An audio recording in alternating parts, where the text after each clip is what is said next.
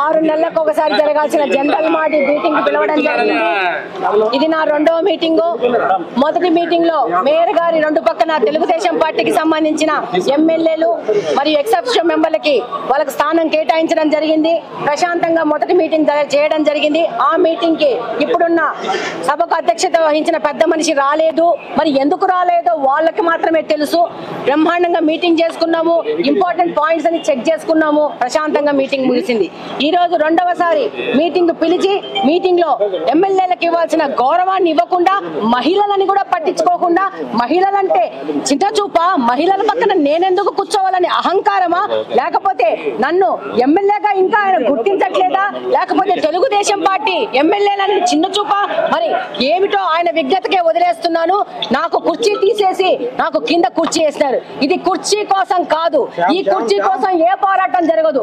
అంతకంటే పెద్ద కుర్చీ ప్రజలు, నియోజకవర్గ ప్రజలు నన్ను ఆశీర్వదించి ఎంతో ఆశలతో నాకు ఎమ్మెల్యే అనే కుర్చీ ఇచ్చింది. అది చాలు. ప్రజా సమస్యల కోసం పోరాడతాము, ప్రజా సమస్యలు ప్రజల దృష్టికి తీసుకొస్తాము. అలాగనే ఈ కార్పొరేషన్ లోని అవినీతి తిమింగలాల భరతం పట్టడం జరుగుతుంది. వాళ్ళ అవినీతి భాగవతం బయటకు పెట్టి వాళ్ళని బయటికి లాగడం జరుగుతుంది. నిన్న ఈ యొక్క పెద్ద మనిషి ఎప్పుడు ఏ అవకాశం ఇయ్యని కార్పొరేషన్ లోని మహిళా మెంబర్లకి రక్షణ లేదు అని చెప్పి ఎస్పీ గారి దగ్గర పంపించారు. ఎవరికి రక్షణ లేదు? మహిళలకా లేకపోతే ఈయనకెందుకు రక్షణ లేదు అంటే ఈయన అవినీతి భాగవతాలు ఎత్తుతాము, మాట్లాడతాము అని చెప్పేసి ఈయనకు రక్షణ లేదని మహిళలను కవచంగా తీసుకొని పోయి మహిళలను ముందుకేసి ఈయన ఈ రోజు రక్షణ పొందాలనుకుంటున్నారు. ఇదే మహిళలు గత 3 సంవత్సరాల నుంచి ఇదే కార్పొరేషన్ హాల్లో ఉన్నారు. ఎన్నిసార్లు జనరల్ బాడీ మీటింగ్ జరిగింది, ఎన్నిసార్లు ఈ మహిళలు ఏ సమస్యల గురించి చర్చించినారు? నేను అడుగుతున్నాను, మహిళలు మీరు మల్టీ టాస్కర్స్, ఉమెన్ పవర్, మీరు బయటికి రండి. ఇలాంటి అవినీతి తిమింగలాల చాటున వాళ్ళు మిమ్మల్ని వాడుకుంటుంటే వాడబడుతూ వాళ్ళకి మీరు కాపాడాల్సిన అవసరం లేదు. మీరు గెలిచింది ప్రజల కోసం, ప్రజా సేవ చేయడం కోసం, ప్రజా సమస్యలు పరిష్కరించడం కోసం. ఇలాంటి అవినీతి తిమింగలాల యొక్క అవినీతి ఆలోచనలో మీరు భాగం కావద్దండి. మీరు రండి, కడపను పునర్నిర్మిద్దాము, కడపలోని సమస్యల కోసం మళ్ళా పోరాడుదాము, కడప కోసం పనిచేద్దాము, కడప సమస్యల కోసం పనిచేద్దాము, మహిళల కోసం పనిచేద్దాము. మీరు ముందుకు వస్తే ఏ నిమిషం ఏ సెకండ్ అయినా మీకోసం ముందుకు రావడానికి మీ మాధవ అక్క రెడీగా ఉంది. మీతో ఎంత దూరమైన ప్రయాణం చేయడానికి నేను రెడీగా ఉన్నాను. ఇది ప్రజా సమస్యల కోసం మనం ఇవ్వాల్సిన పిలుపు. ఇది కాదు ఈ యొక్క పెద్ద మనిషికి కుర్చీలు తీసేస్తే నన్నేదో అవమానించినాడు అనుకుంటున్నాడు. ఈయన దగ్గర నుంచి నాకేం మర్యాద అవసరం లేదు. ఈయన కుర్చీ తీసేస్తే నాకు అమర్యాద, ఈయన కుర్చీ పెడితే నాకు మర్యాద అనుకుంటున్నారు. కానీ నేను రాజకీయాలు తెలిసి రాజకీయాల్లో పండిన ఈయన లాంటి కురవృద్ధుడి కాదు. నాకు రాజకీయాలు తెలియదు. బాబు గారు, నా భర్త రెడ్డప్ప గారు, శ్రీనివాసరెడ్డి గారు ఒక పెద్ద ప్రయోజనం కోసం నన్ను ఇక్కడ నిలబెట్టడం జరిగింది. ప్రజాసేవల కోసం పని చేయడానికి నేను ఇక్కడ పోరాటం జరిగిందని ప్రజలు కూడా ఆ విధంగానే ఆశించి నాకు ఓట్లేసి గెలిపించడం జరిగింది.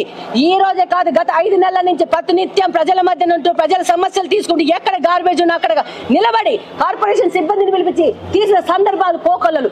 ఏ రోజైనా ఈ యొక్క పెద్ద మనిషి ఈ కార్పొరేషన్ సంబంధించి శానిటేషన్ గానీ, వాటర్ గానీ, ఎలక్ట్రిసిటీ సంబంధం గానీ, మహిళల సమస్యలు గానీ, పేదవాళ్ళ సమస్యల గురించి ఏ రోజైనా పట్టించిన పాపన ఉందా?